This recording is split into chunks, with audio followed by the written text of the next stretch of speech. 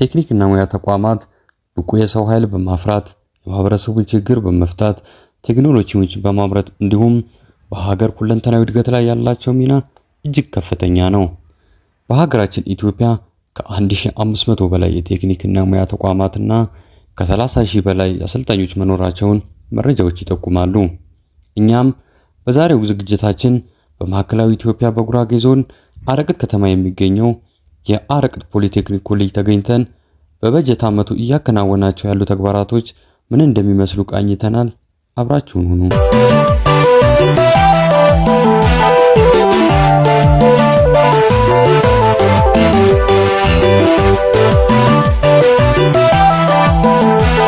ታበደው ይባላል። የኮሌጁ ዲን ነኝ።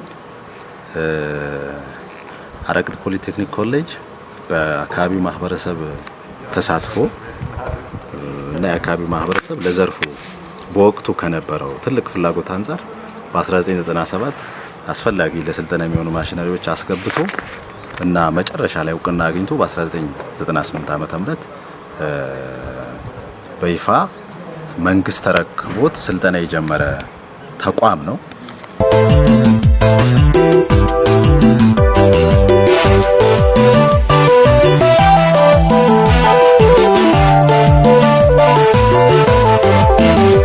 በሶስት የሙያ ዘርፎች 48 ሰልጣኞችን ይዞ ስራውን አንድ ብሎ የጀመረው ተቋሙ እስከ 2006 ዓ.ም ድረስ የተቋሙን ስሙን ይዞ መቆየቱን አጫውተውናል። አቶ አንጋፋ ተቋም ነው። በወቅቱ በሶስት የሙያ ዘርፎች ወደ 47-48 የሚጠጉ ሰልጣኞች ይዞ ነው ስልጠና የጀመረው።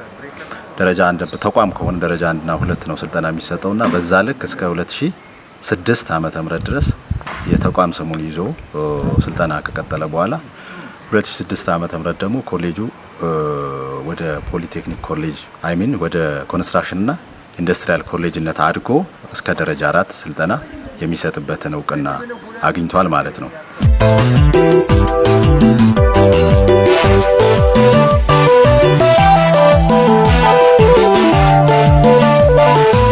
በ2006 ወደ ኮንስትራክሽን እና ኢንዱስትሪያል ኮሌጅ እንዲያድግ ቀድሞ ደቡብ ክልል ሰፊ ኢንቨስትመንት አድርጓል። ኮሌጁ የማስፋፊያ ግንባታ ተጨማሪ ዲፓርትመንቶች ተከፍተው ነው ወደ ኮንስትራክሽን ኢንዱስትሪያል ኮሌጅ የሆነው። በወቅቱ ይህን ከሆነ በኋላ ጎል ሴት አድርጎ ሲሰራ የነበረው ፖሊቴክኒክ ኮሌጅ ለመሆን ነበርና በ2007 ወደ ፖሊቴክኒክ ኮሌጅ አደገ ማለት ነው።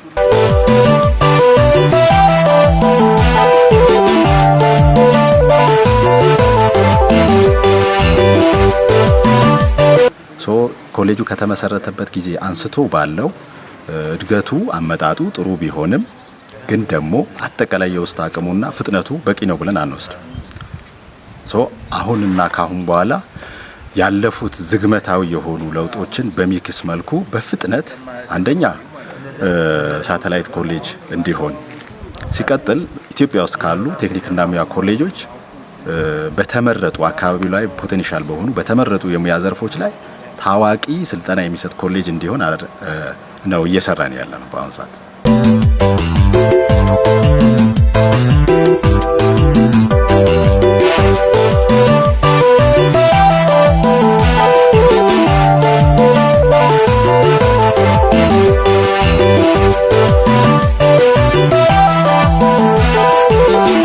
ኮሌጁ የውስጥ ገቢ ለማሳደግ የተሰሩ ያሉ ስራዎች ምን ይመስላሉ ብለን አቶ ሚፍታን ለጠየቅናቸው ጥያቄ የኮሌጁ አጠቃላይ ይዞታ ወደ እርሻ የመቀየር ሰፊ የበግ እርባታ ስራ እየሰራን ነው። ተገንብተው ሾፖች አግባብ ያለው አገልግሎት መስጠት ስላለባቸው ኮንስትራክሽን ሾፕ ሰፊ ሾፕ ነው።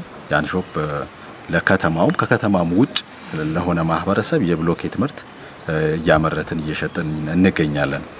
ግቢው ለማልማት እና የግብርና ተሞክሮ ማዕከል እንዲሆንም ከግብርና ባለሙያ ጋር በቅርብ እየሰራን ኦርጋኒክ የሆኑ ምርቶች እንዲመረቱም እየሰራን እንገኛለን። ለምሳሌ ቨርሚን ኮምፖስት እያመረትን በተወሰነ መልኩ የሚለሙ የኮሌጁ አትክልቶች፣ ፍራፍሬዎች በዚህ ብቻ ኦርጋኒክ በሆነ መልኩ እንዲለሙ እያደረግን እንገኛለን ማለት ነው።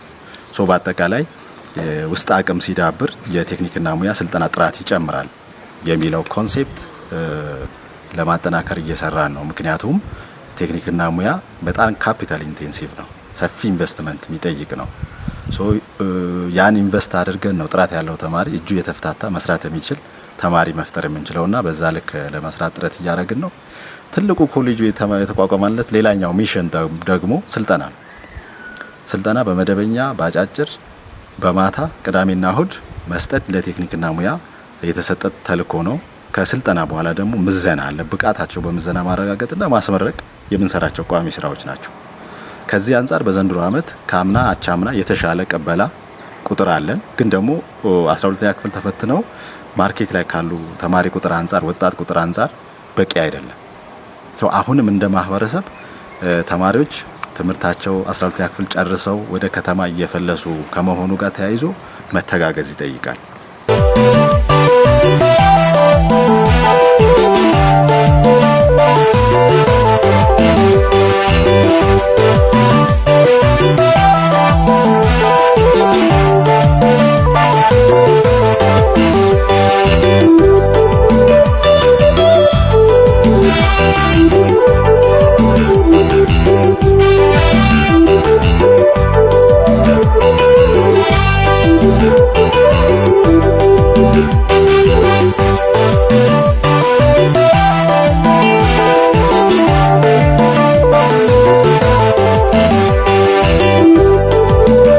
አቶ አንዳምላክ ተክሌ የኮሌጁ ምክትል ዲን ሲሆኑ ተቋሙ ከኢንተርፕራይዞች ጋር በመቀናጀት የማህበረሰቡን ችግርን ለመቅረፍ ጥረቶች እየተደረጉ ይገኛሉ ይሉናል። በተለይ ከኢንተርፕራይዝ ጋር በመሆን የአርሶ አደራችን የማህበረሰባችን ችግር ለመቅረፍ ጥረቶች እየተደረጉ ይገኛሉ። እንደሚታወቀው ባለድርሻ አካላትን በተገኙበት ከኢንተርፕራይዝ ጋር በጋራ ሆነን ያሰራነው ቴክኖሎጂ አለ። እሱ ቴክኖሎጂ ላይ ማህበረሰቡ ጋር ዘንድሮ አገልግሎት እየሰጠ ችግርም እየፈታ ይገኛል። እስከ ቅርብ ጊዜ በኦርደር ስራ ሲሰራ እንደነበረ ያው የከተማ ማህበረሰብ ያውቃል።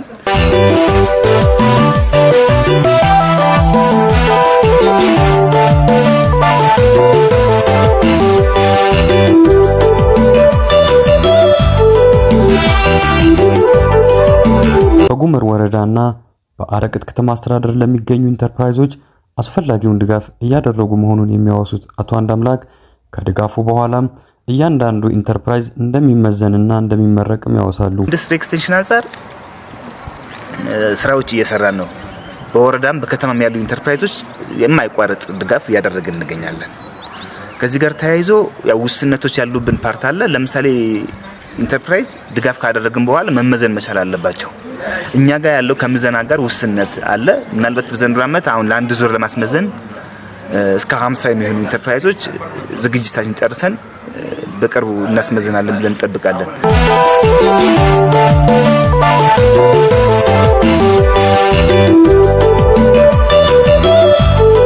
በበጀት ዓመቱ ያከናወኗቸው ካሉ በርካታ ተግባራቶች መካከል አንደኛው የንብ ቀፎ ማምረትና ለአርሶ አደሩ ማሸጋገር ይገኝበታል። ንብ ቀፎዎች በተገቢው ያመረትን ማህበረሰባችንን በዚህ ዘርፍ ተጠቃሚ እንዲሆን እየሰራን እንገኛለን ማለት ነው። ግን ደግሞ አሁን በምንፈልገው መጠን ማህበረሰቡ መጥቶ የመግዛቱ ነገር ጋፕ ያለበት ነው ማለት ነው። እኛ ግን ባመረት ነው ኮሌጅ ባቋቋም ነው ኢንተርፕራይዝ መሰረት እቺን ቀፎ ያመርትን እንገኛለን ማለት ነው። ኮሌጁ በዘንድሮ ዓመት አዳዲስ ዲፓርትመንቶችን ለመክፈት ዝግጅት እያደረገ ሲሆን የአሽከርካሪዎች መንጃ ፍቃድ ስልጠና አንደኛው ነው። ምን የጀመርነው የአሽከርካሪ ማሰልጠኛ ተቋም ወደ ስራ እናስገባለን ብለን ሙሉ ዝግጅታችንን አጠናቀናል። በኮሌጅ ደረጃ ማድረግ አለብን በሙሉ አጠናቀን ፍቃድ የማግኘቱ ነገር ነው። ይህም ያው ከዞን ጋር ተደጋጋሚ እስከ ክልልም የደረሰ ኮሙኒኬት ያደረግን ነው። ሰላም ውድ የፕሮግራማችን ተከታታዮች፣ የአረቅት ከተማ አስተዳደርና የጉመር ወረዳ የመንግስት ኮሙኒኬሽኖች በጋራ በመሆን በአረቅት ፖሊቴክኒክ ኮሌጅ ተገኝተን ያዘጋጀነውን አጭር መሰናዶ በዚሁ ቋጨን። በሌላ መሰናዶ እስክንገናኝ መልካም ጊዜ።